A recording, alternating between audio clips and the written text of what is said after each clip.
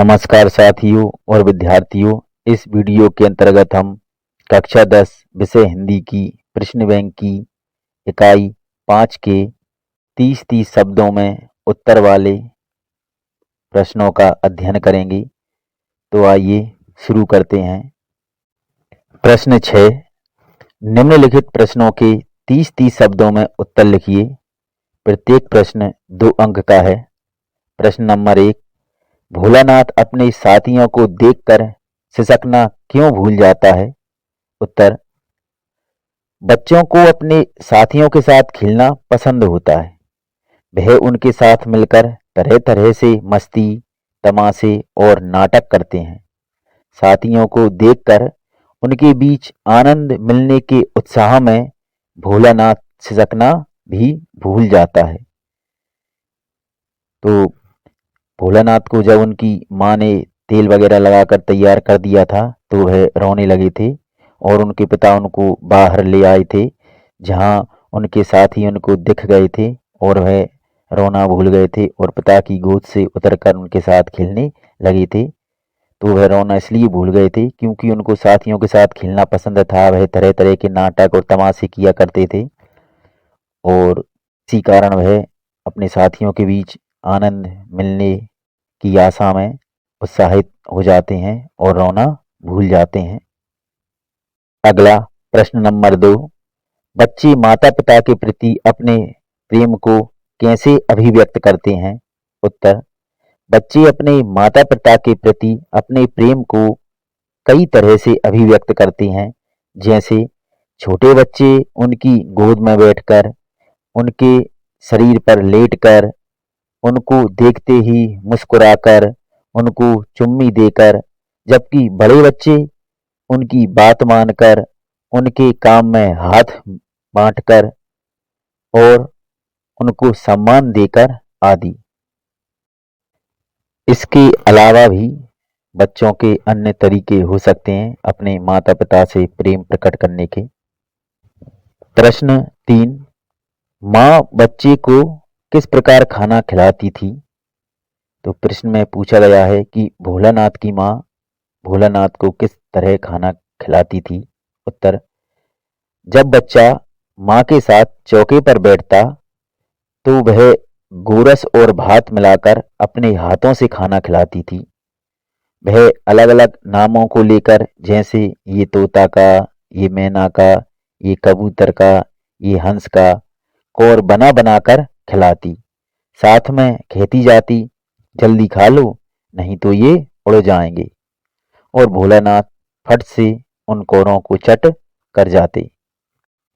इसके अलावा भोलानाथ की माँ अपने पति से कहती, मर्दुए क्या जाने बच्चों को खिलाना, छोटे छोटे कौर बच्चे को खिलाते हैं, जिससे बच्चे को लगता है कि उसने बहुत खा लिया।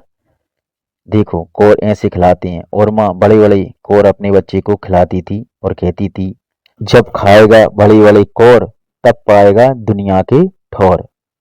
तो इस तरह भोलानाथ की माँ अपने बच्चे को खाना खिलाती थी।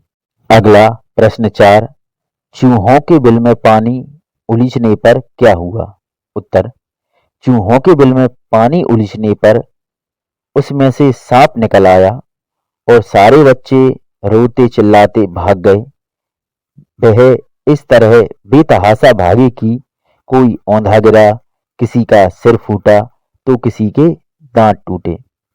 जब भोलानाथ अपने साथियों के साथ खेल रहे थे तो उनको एक चूहे का बिल दिखा और उसमें सारे बच्चे पानी उलीचने लगे, जिसके अंदर से एक सांप निकला और सारे बच्चे डर गए और रोते गाते हुए वहां से भाग पड़े। कोई गिरा, किसी के दांत टूटे, किसी का कुछ हुआ और भोलानाथ भी रोते हुए भागे और अपनी माँ की गोद में जाकर छिप गए थे। अगला 5वां प्रश्न, बच्चे माता पिता के प्रति अपने प्रेम को कैसे अभिव्यक्त करते हैं? तो इसका उत्तर पहले दिया जा चुका है। अगला प्रश्न नंबर 6, रानी एलिजाबेथ के दर्जी की परेशानी का क्या कारण था? उत्तर, रानी एलिजाबेथ का दर्जी परेशान था कि हिंदुस्तान, पाकिस्तान और नेपाल के दौरे पर रानी कब क्या पहनेंगी। वह रानी एलिजाबेथ के लिए उनकी शान शौकत व कार्यक्रम के अनुसार पोशाक का कपड़ा, कपड़े की डिजाइन, रंग आदि को चुनने को लेकर असमंजस में था। रानी एलिजाबेथ का दौरा होने वाला था और उनका दर्जी इस बात को लेकर परेशान था कि वह अलग अलग कार्यक्रमों में जाएंगी तो क्या क्या पहनेंगी। उनकी हैसियत के हिसाब से भी कपड़ा होना चाहिए। तो उसके दिमाग में यही सब विचार विमर्श चल रहे थे, जिसके कारण वह परेशान था। अगला प्रश्न 7, जॉर्ज पंचम की लाट की नाक को पुनः लगाने के लिए मूर्तिकार ने क्या क्या प्रयत्न किए। तो मूर्तिकार ने कई प्रयत्न किए। पहला, लाट की मूर्ति का पत्थर कहाँ से लाया गया था, इसका पता करने के लिए पुरातत्व विभाग की फाइलों को खोजा गया, लेकिन उन्हें उसमें कोई फाइल नहीं मिली थी कि मूर्ति किस पत्थर की बनी हुई है। दूसरा प्रयास, लाट के पत्थर की किस्म का पता करने के लिए हिंदुस्तान के हर पहाड़ पर जाकर खोज की गई कि जिससे यह मूर्ति बनी है वह पत्थर हिंदुस्तान के किसी न किसी पहाड़ का तो होगा। और उस पत्थर की खोज के लिए सभी पहाड़ों पर जाया गया, लेकिन कहीं भी वह पत्थर नहीं मिला नाक बनाने के लिए।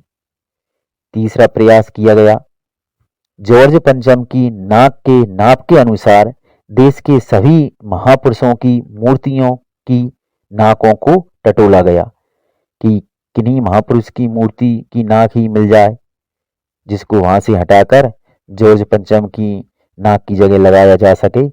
लेकिन उन सभी महापुरुषों की मूर्तियों की नाक जॉर्ज पंचम की नाक की माप के अनुसार नहीं थी, उससे बड़ी ही थी। चौथा प्रयास किया गया, सन 42 में शहीद होने वाले बच्चों की मूर्तियों तक की नाक जांच की गई, लेकिन बच्चों की मूर्तियों तक की नाक बड़ी निकली जॉर्ज पंचम की नाक से, तो यह भी फिट होने लायक नहीं थी। अगला, अंत में किसी जिंदा व्यक्ति की नाक लगाने का तय किया गया। तो इस प्रकार यह सारे प्रयत्न किए गए जॉर्ज पंचम की लाट की नाक को पुनः लगाने के लिए।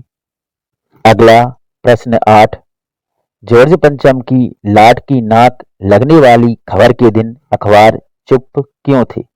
उत्तर, जॉर्ज पंचम की लाट की नाक लगने वाली खबर के दिन अखबार इसके विरोध में चुप थे, क्योंकि एक विदेशी की मूर्ति पर भारतीय जिंदा आदमी की नाक लगाना भारत के सम्मान को चोट पहुंचाना था। इसलिए अखबारों ने चुप रहकर सत्ता की औपनिवेशिक दौर की मानसिकता और विदेशी आकर्षण का विरोध किया है। तो एक जिंदा व्यक्ति की नाक लगाए जाने के विरोध में अखबार चुप थे, क्योंकि यह भारत का अपमान था। तो जब भारत एक औपनिवेशिक देश था और अंग्रेज यहाँ के सत्ताधीश थे, भारत में शासन किया करते थे, तो कुछ लोग इसे भी पसंद करते थे।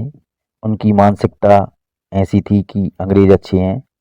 इस तरह की मानसिकता का और विदेशी आकर्षण का भी अखबारों ने उस दिन चुप रहकर विरोध किया। प्रश्न 9, राजधानी में किस बात का तहलका मचा था। उत्तर, राजधानी में इस बात का तहलका मचा हुआ था कि इंग्लैंड की रानी एलिजाबेथ द्वितीय अपने पति के साथ भारत के दौरे पर आ रही हैं। इससे संबंधित हर छोटी बड़ी खबर अखबारों में छप रही थी। 5000 का सूट पहनकर आने वाली महारानी के स्वागत को लेकर कुछ विशेष करने की योजना को लेकर दिल्ली में तहलका मचा हुआ था। महारानी भारत के दौरे पर आ रही थी और 5000 का सूट पहनकर आ रही थी। वह इतना महंगा सूट पहनकर आए और हम उनके स्वागत के लिए कुछ ना करें, तो उनका स्वागत विशेष तरीके से किया जाना चाहिए।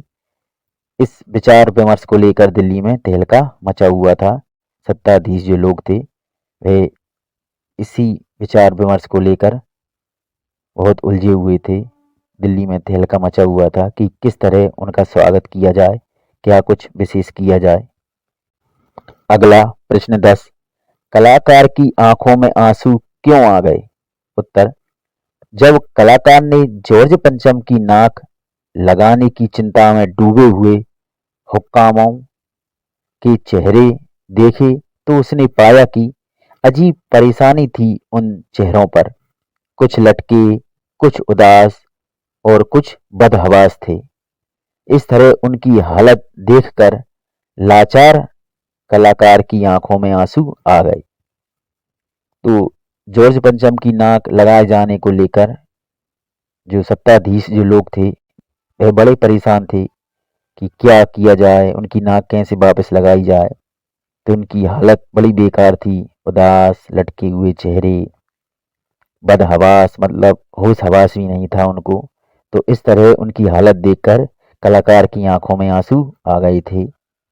अगला प्रश्न 11, लेखक अज्ञे ने अपने आप को हिरोशिमा के विस्फोट का भोगता कब और किस तरह महसूस किया? उत्तर, एक दिन हिरोशिमा की सड़क पर घूमते हुए लेखक ने देखा कि एक जले हुए पत्थर पर एक लंबी उजली छाया है। विस्फोट के समय कोई वहां खड़ा रहा होगा और विस्फोट से बिखरे हुए रेडियम धर्मी पदार्थ की किरणें उसमें रुद्ध हो गई होंगी, जो आसपास से आगे बढ़ गईं। उन्होंने पत्थर को झुलसा दिया, जो उस व्यक्ति पर अटकी उन्होंने उसे भाप बनाकर उड़ा दिया। इस प्रकार समूची विस्फोट की दुर्घटना जैसे पत्थर पर लिखी देख लेखक ने अपने आप को हिरोशिमा के विस्फोट का भोक्ता की तरह महसूस किया। भोक्ता अर्थात भोगने वाला।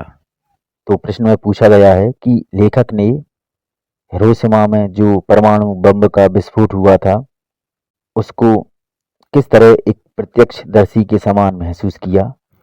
तो जब लेखक हिरोशिमा गए थे और वहाँ की सड़कों पर घूम रहे थे तो उन्होंने एक चट्टान को देखा, एक बड़े पत्थर को देखा जो जला हुआ था, झुलसा हुआ था, जिस पर एक आदमी की छाप बनी हुई थी।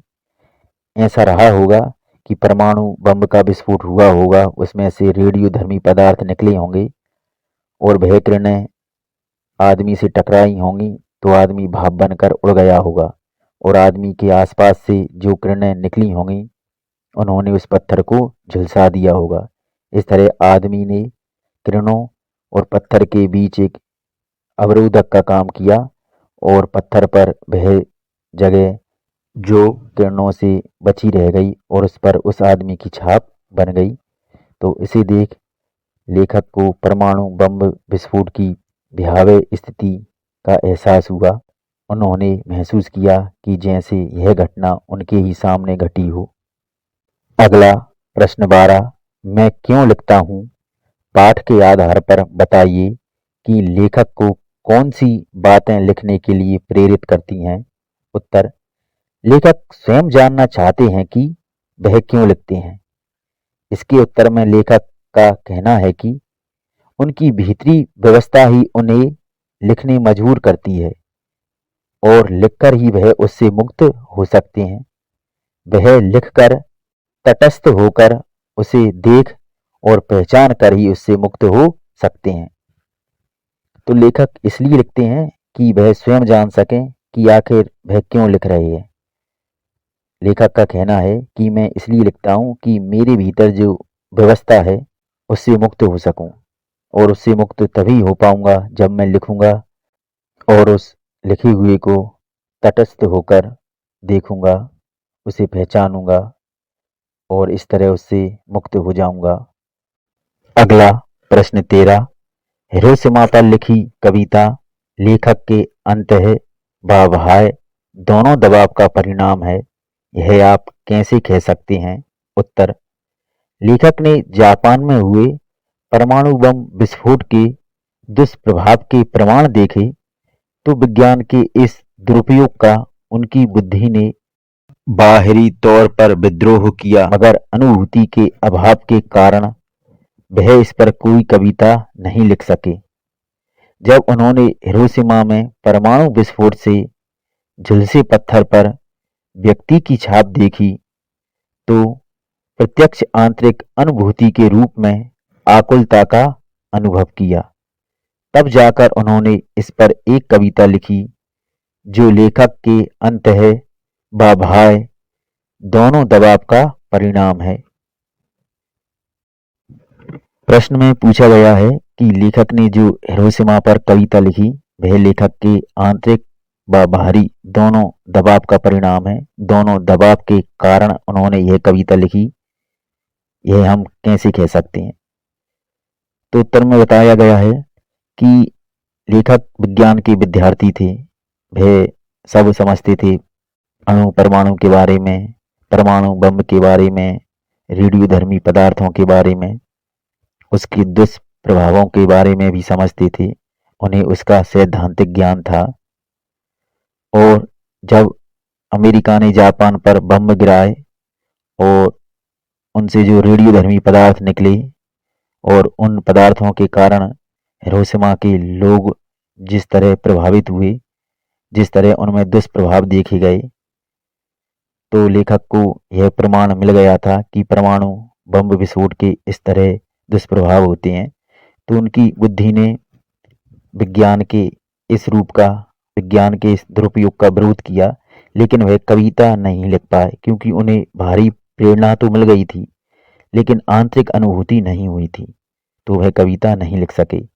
जब वह हिरोशिमा गए और उन्होंने उस झुलसी हुई चट्टान पर, उस झुलसे हुए पत्थर पर उस भाव बने व्यक्ति की छाप देखी तो उन्होंने आंतरिक अनुभूति महसूस की, अपने अंदर एक व्याकुलता महसूस की। तब जाकर उन्होंने कविता लिखी। तो उनकी बुद्धि के विरोध अर्थात बाह्य दबाव और उनकी अनुभूति अर्थात उनकी आकुलता अर्थात उनके आंतरिक दबाव ने, दोनों ने इस कविता का सृजन किया।